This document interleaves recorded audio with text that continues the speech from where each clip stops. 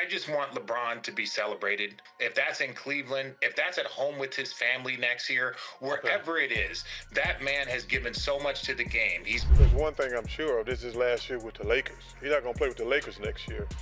I've always said I'd like to see him finish in Cleveland. I'm not opposed to him getting traded to Cleveland this year, to be honest with you, because he gets asked more, and the thought, creeps in my mind more at 41 years old of when the end is and where's the finish line for us to hang this thing up. So I'm at a battle with Father of Time, and I'm kind of taking it personal. Player in American history grow up in a town and say, I'm going to win a championship for this town. That's unheard of. And then the manner in which he did it is just, there's so much to respect. These could possibly be the last 30 games that we see of this individual playing basketball. To compare, to criticize would be ignorant and asinine. The whispers are getting louder. LeBron James just walked back into Rocket Mortgage Fieldhouse, not as a Cavalier, but as a Laker. The crowd gave him a standing ovation. The scoreboard flashed, "Welcome home, LeBron," and "Welcome home, Bronny." The moment was cinematic, emotional, and according to people who know LeBron best, it might have been a preview because Richard Jefferson, LeBron's former teammate, his championship brother from 2016, just went on national television and did something most analysts won't do. He didn't dance around it. He didn't hedge. He made it clear LeBron deserves to finish his career somewhere that celebrates him. And if that place isn't Los Angeles, then maybe it's time to go home, not back to Miami, not to some super team experiment. Home. Cleveland. And suddenly, the idea that seemed like nostalgia a few months ago is starting to feel like reality. Let's break this down piece by piece, because what Richard Jefferson said wasn't just sentiment. It was a message, and the NBA is paying attention. LeBron's return to Cleveland wasn't just another road game. It was a farewell tour stop that nobody's officially announced yet. The Lakers got smoked 129-99. LeBron turned the ball over late. Drew Timme posterized him in transition. It wasn't pretty, but none of that mattered. What mattered was what LeBron said after the game. The question gets asked more, and the thought creeps in my mind more at 41 years old of when the end is and where's the finish line for us to hang this thing up. So, how much juice I can squeeze out of this orange, And how can I continue to? I'm in a battle with Father Time, and I'm kind of taking it personal. That's not the sound of a guy planning 5 more years. That's the sound of a guy thinking about legacy, about where the story ends, about control. And that's exactly what Richard Jefferson picked up on. Jefferson didn't call it a plea. He didn't say LeBron should leave the Lakers. But listen to what he did say. He talked about LeBron's 23rd year now and how the narrative around him has become toxic, not because LeBron's declining, but because people won't let him age gracefully. Every game without a championship is used against him. Every loss is dissected like a career-ending failure. Jefferson's point was simple. LeBron has earned the right to be celebrated, not criticized. And if the Lakers aren't going to do that, someone else should. I just want LeBron to be celebrated. If that's in LA, if that's in Cleveland, if that's at home with his family next year, wherever it is, that man has given so much to the game. Notice the phrasing. If that's in LA, if that's in Cleveland, not when he retires in LA, not after his Lakers career. If Jefferson knows what he's doing, he's planting seeds and the soil in Cleveland is ready. Here's what makes Cleveland different from every other LeBron destination. He's already done the impossible there. He came back after the decision. He won a championship for a city that hadn't won anything in 52 years. He hit the biggest shot in finals history, or at least set up the biggest block and the biggest shot in the same game. He delivered on a promise that no athlete in American history has ever made and kept, and Cleveland never forgot. When LeBron walked into that arena, they didn't boo him for leaving twice. They cheered. They put his face on the Jumbotron. They welcomed Bronny like royalty. That's not normal. That's not what happens to players who abandon their hometown team twice. But LeBron isn't normal, and Cleveland isn't holding grudges. Richard Jefferson understands this better than anyone because he was there. He lived it. He saw LeBron cry tears of joy when they won. He saw LeBron cry tears of sadness when they lost. He watched LeBron carry a weight that most players never experience. He gives every bit of his energy from start to finish regardless of the outcome, and he knows that every single thing falls on him. That is a weight that not many people have carried.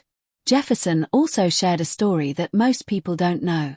The day before the first practice of training camp in their championship defense season, LeBron did a 40-minute Versa-Climber class at 6 a.m., then showed up to practice. At that point, LeBron had already won a championship. He was already the best player in the world. He had nothing left to prove in Cleveland, and he still did that. That's who LeBron is. And Jefferson's point is clear. A player like that deserves to finish his career on his terms in a place that respects him. Right now, that place might not be Los Angeles. Charles Barkley wasn't subtle about it. This is the last year with the Lakers. The Lakers pretty much like, yo, this is it. Barkley's not some random talking head throwing out hot takes for clicks. He's plugged in. He talks to people. And what he's hearing is that the Lakers are ready to move on. Not because LeBron's washed. He's averaging over 23 points per game at age 41. He's still effective, still clutch. The Lakers are 11 games over .500 and they've won more clutch games than any team in the league. But the Lakers are also paying LeBron $50 million, and according to Windhorst, they're going to ask him to take a significant pay cut this offseason. Almost certainly are going to ask him to take a pay cut, potentially a significant one. Would he be comfortable doing that to help the team build out similar to what Dirk Nowitzki did in Dallas at the end of his career? That's the moment this gets real because LeBron has never taken a pay cut. Not in Miami, not in Cleveland the second time, not in LA. He's always been paid like the best player in the league because he was the best player in the league. And now the Lakers, a team that's stuck in mediocrity, that's lost 15 of 17 losses by double digits, that has no clear path to a championship, are going to ask him to take less money so they can build around Austin Reeves and Luka. Good luck with that. Windhorst laid out the two questions LeBron has to answer this summer. 1. Is he playing another season? 2. If he is, how much money is he willing to play for? The first question is easier than people think. LeBron's plan next year, he's still productive. He's playing with his son. He's battling father time and taking it personally. He's not walking away. Now, the second question is where this gets interesting. If the Lakers lowball him, LeBron has options, and Cleveland is one of them. Could the Cavaliers afford to pay LeBron $50 million? No, but they don't have to. LeBron's made over $500 million in his career. His business ventures are worth billions. If he wants to go back to Cleveland, it's not about the money, it's about legacy. And here's the thing, Cleveland has a team. Donovan Mitchell is an all-star. Darius Garland is a walking bucket when healthy. Evan Mobley is one of the best young big men in the league. LeBron's made over $500 million in his career. His business ventures are worth billions. If he wants to go back to Cleveland, it's not about the money, it's about legacy. And here's the thing, Cleveland has a team. Donovan Mitchell is an all-star. Darius Garland is a walking bucket when healthy. Evan Mobley is one of the best young big men in the league. The Cavaliers are a legitimate playoff contender in the East, a conference that, as Barkley admitted, is wide open. I have no idea who's going to win the East right now. The Pistons are probably the favorite. I picked the Knicks to start the season. They haven't adjusted mentally to being the hunted instead of the hunter. My Sixers, if they're healthy, they're in the conversation. Add LeBron to that mix and suddenly Cleveland is not just a feel-good story, they're a finals threat. Jefferson didn't just talk about basketball. He talked about the emotional toll of being LeBron James. He mentioned sitting on the plane after Game 7 in 2016. Jefferson had been to the finals 13 years earlier and lost. He thought that might have been his only chance. And here he was again, 13 years later, trying to win one before he retired. LeBron's wait was different. He'd waited his whole life for that moment. He'd promised Cleveland a championship. He'd left, come back, and put everything on the line. A weight that both of us were carrying, albeit very, very different. And I stand by, We've never seen a player in American history grow up in a town and say, I'm going to win a championship for this town. That's unheard of. And then he did it. So the question isn't whether LeBron can go back to Cleveland. The question is whether he should. Because if he retires as a Laker, that's fine. It's respectable. He won a championship there. He played with his son there. That's a good story. But if he retires in Cleveland, if he goes back home one more time, mentors the young guys, makes one more playoff run, and rides off into the sunset where it all started, that's legendary. That's the kind of ending that gets talked about for generations. Not everyone's buying this. Kenny Smith pushed back on the idea that LeBron's done with the Lakers, pointing out that they're only 2 games out of the 3 seed. They have a shot in the West. Why would LeBron leave now? And that's a fair point. The Lakers aren't dead. They're inconsistent, sure, but they've got LeBron. They've got Anthony Davis when he's healthy. They've got enough pieces to make noise in the playoffs. But Charles Barkley had the perfect response. Okay, so the Lakers are not going to win the championship, and you know that. And that's the thing, the Lakers might make the playoffs. They might even win a round. But are they beating OKC? Are they beating Denver? Are they beating a healthy Nuggets team in a 7-game series? Probably not.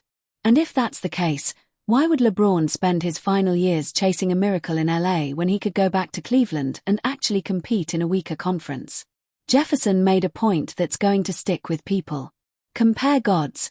We just choose who we follow. And so these guys are so elite, there's no more comparison. LeBron, he was talking about the LeBron versus Jordan debate. And his point was simple. Stop trying to rank them. Just appreciate them. But here's the uncomfortable truth. If LeBron finishes his career in Cleveland, it changes the narrative. Because Michael Jordan never went back to Chicago. He left for Washington. It was awkward. It didn't work. And people remember. If LeBron goes back to Cleveland and makes it work, even if he doesn't win another championship, it changes the conversation. It shows loyalty. It shows humility. It shows that he values legacy over ego. And that might be the one thing he hasn't proven yet. Richard Jefferson didn't beg LeBron to leave the Lakers. He didn't demand a reunion. He didn't make it about himself. He just said what a lot of people are thinking. LeBron deserves better than this. Better than the criticism, better than the pay cut negotiations, better than playing out the string on a mediocre Lakers team while people debate whether he's still top 5. He deserves to be celebrated. And if LA won't do it, Cleveland will. The pieces are in place. The team is ready. The city is waiting. All LeBron has to do is say yes. And then 13 years later, I'm back in the finals again. And so for me, I'm sitting here like, this might be my last chance. And LeBron, the clock's ticking.